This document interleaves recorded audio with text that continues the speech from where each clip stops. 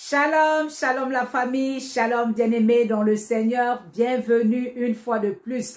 La suite de l'histoire du pasteur, comme vous l'aviez suivi dans la première vidéo, le pasteur avait envoyé des gens, le leader de cette assemblée, afin de supplier la maman de laisser tomber, avec certaines personnes de cette assemblée, de laisser tomber le problème, que c'est un problème de famille, c'est un problème entre les enfants de Dieu, on va gérer le problème. Le monsieur donc a dit qu'il ne peut rien faire parce qu'il ne peut pas avancer avec le dossier si les concernés ne s'intéressent pas. Le monsieur a donc abandonné tout dossier concernant cette jeune fille, mais par la suite, après quelques jours, plusieurs jours, la maman a appelé, pleurant, suppliant le monsieur de venir. Le monsieur est donc allé chez la maman. Elle est arrivée trouver la fille dehors avec la fièvre. Et lorsqu'il regarde la fille, il demande à cette fille de 14 ans, elle n'avait même pas mangé. Avec la fièvre, pas d'argent pour l'amener à l'hôpital. La maman dit qu'elle appelle pour supplier de l'aider parce que l'église, ils ont abandonné la fille. Ce qu'ils ont dit, les promesses qu'ils sont venus faire, qu'elle abandonne l'histoire, ils n'ont pas tenu cette promesse. Le monsieur demande donc, le grand pasteur, il avait dit qu'il va s'intéresser, il va prendre en charge, s'occuper de la fille, tout. Il dit non, depuis le grand pasteur n'a plus appelé. Le monsieur lui demande, est-ce que la fille a mangé? Est-ce que vous avez même un peu à manger dans cette maison? La mère dit non. Il dit, l'argent même que vous pouvez, même les premiers soins, la mère dit non, ils n'ont rien. C'est ainsi que le monsieur a donc amené la petite de 14 ans qui est enceinte, qui était engrossée par un pasteur qui l'a pris de force, comme vous l'aviez déjà écouté dans la première vidéo.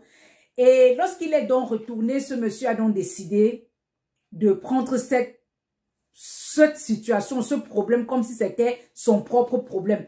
Il a craqué le monsieur. Il a fait plus, il a dit que c'est presque 2 semaines qu'il est en train de vouloir attraper ce pasteur, qu'il veut mettre la main sur ce pasteur afin qu'il puisse répondre devant la justice de ses actes et afin qu'il puisse même prendre soin de cette petite fille.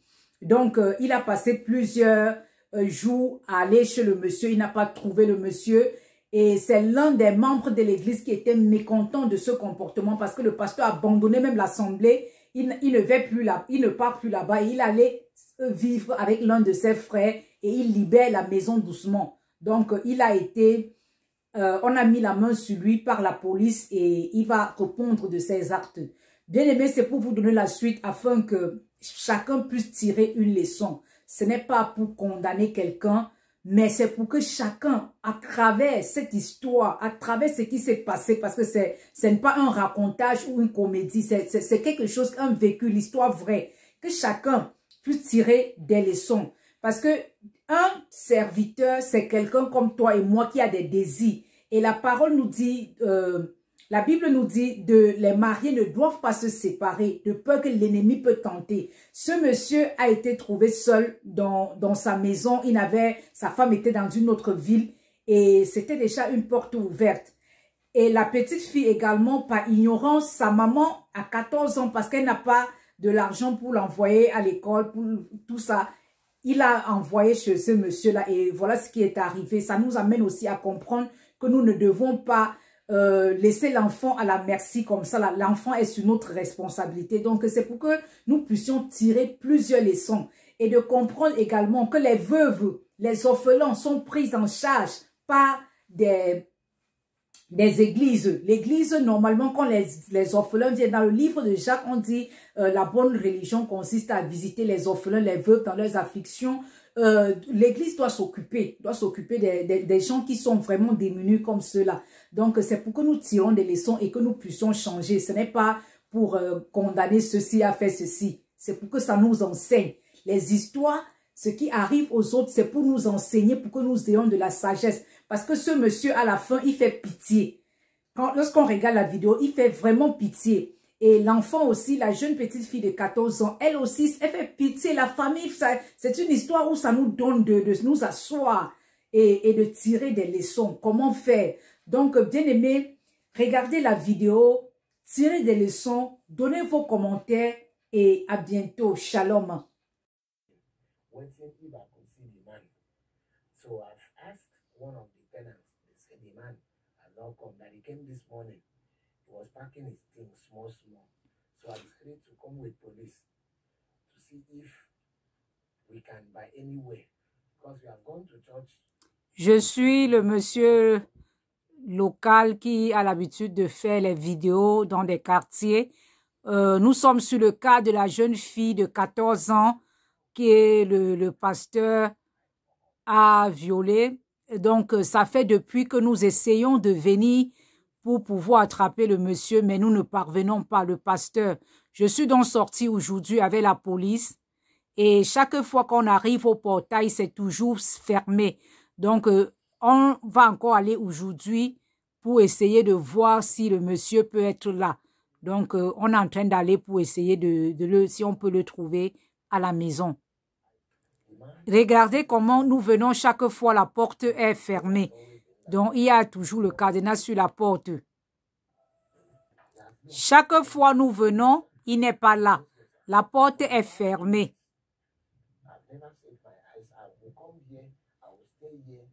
Donc, chaque fois je viens, je passe tout mon temps là, je reste. La porte est fermée. Il n'y a pas comment on peut le voir, ce monsieur. Il y avait le numéro d'un voisin. Je vais essayer de l'appeler. Nous avons appelé et le voisin essaye de nous donner des pistes. Nous courons donc pour aller sur l'adresse qu'il a donnée et nous allons voir si nous pouvons le rattraper là-bas. Nous sommes arrivés à l'endroit qu'on nous a indiqué comme cela. C'est plus d'une semaine. Nous sommes allés même dans son église. Il n'était pas là. On a dit qu'il ne vient plus à l'église. Donc, nous sommes arrivés dans un carrefour où on a donné l'adresse qu'on peut le trouver passer dans cet endroit. C'est un membre de l'église qui nous a soufflé parce que le membre de l'église n'est pas content de ce qu'il fait. Donc, nous sommes là pour attendre pour voir s'il peut passer d'un moment à l'autre pour que nous puissions l'arrêter. Parce que nous l'avons tellement cherché déjà longtemps.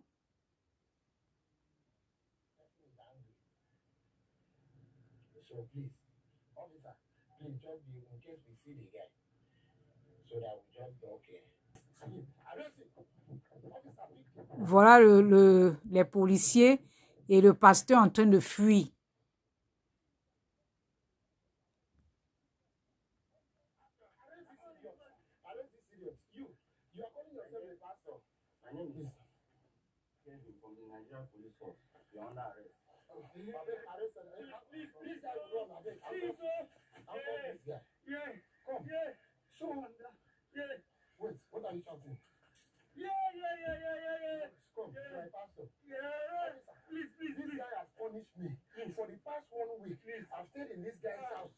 Ce monsieur m'a beaucoup fait souffrir depuis plus d'une semaine que je viens pour le chercher. Il a abandonné la maison où il vivait. Il ne va plus dans son église où il est pasteur. Et on le cherche fatigué. Il a abandonné la jeune fille avec la grossesse.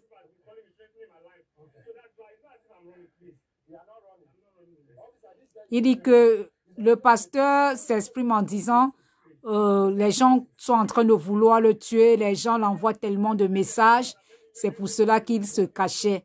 Il n'a pas fui. Et le grand pasteur a promis prendre soin de la fille, c'est pour ça que lui, il ne se dérangeait plus.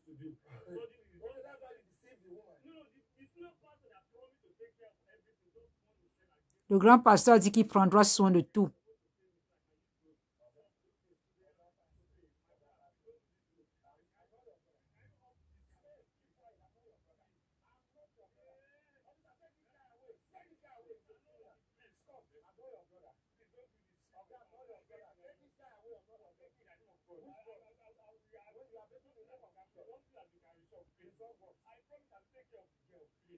J'avais promis, je vais prendre soin de la fille et j'attendais mon salaire afin de m'occuper d'elle.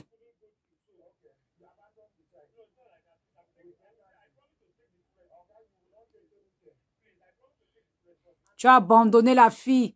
Non, j'avais promis de prendre soin de cette fille et je prendrai soin d'elle.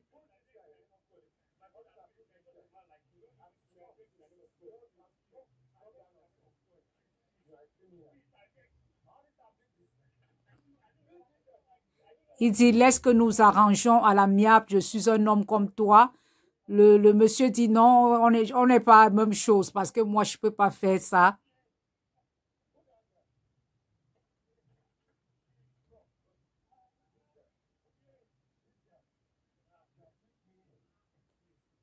C'est ainsi que les deux policiers, puis le monsieur, ils amènent le monsieur à la police.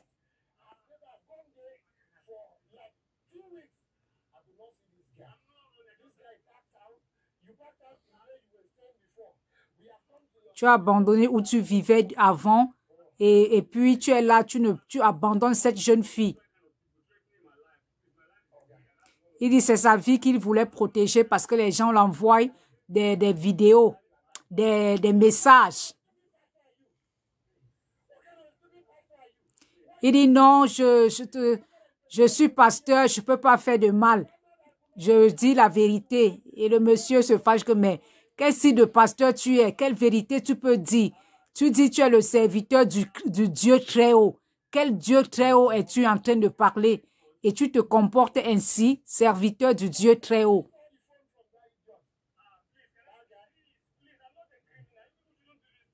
Il dit que je ne suis pas criminel, ne me faisais pas ça. Je n'ai pas fui. C'est parce que des gens sont après moi pour vouloir me faire du mal. Je ne suis pas criminel, laissez-moi pour que je puisse aller et prendre soin de cette fille.